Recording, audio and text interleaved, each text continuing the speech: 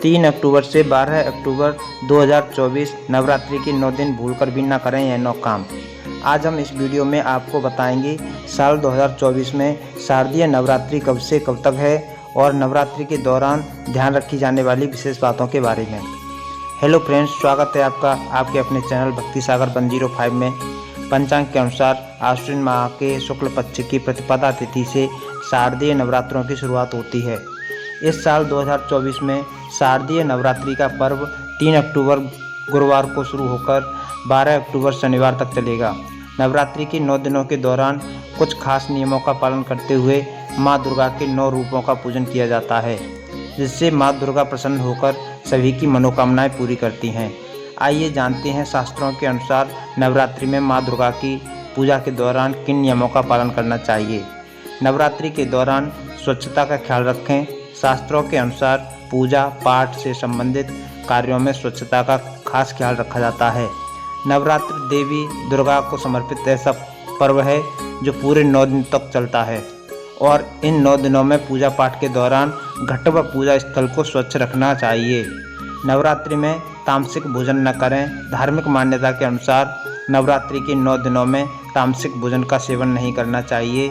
व्रत के दौरान सिंघाड़ा, समा, दूध, आलू, जूस, साबूदाना, कुट्टू और फलों का सेवन करना चाहिए। नवरात्रि के 9 दिनों तक प्याज या अन्य तरह की तामसिक चीज़ों से परहेज करना चाहिए।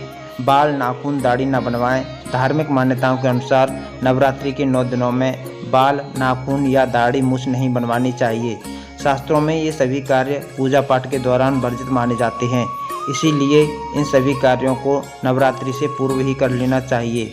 ब्रह्मचर्य का पालन करें। शास्त्रों में ऐसी मान्यता है कि व्रत या पूजा पाठ के दौरान जातक को ब्रह्मचर्य का पालन करना चाहिए।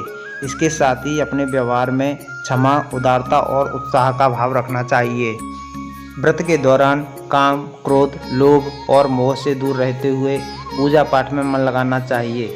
घर में अशांति न करें। शास्त्रों के अनुसार नवरात्रि के पावन दिनों में घर का माहौल पूरी तरह से सात्विक रखना चाहिए। घर में अशांति या कलह से बचना चाहिए। घर का वातावरण शांत और भक्तिमय बनाए रखने से सकारात्मक ऊर्जा में वृद्धि होती है।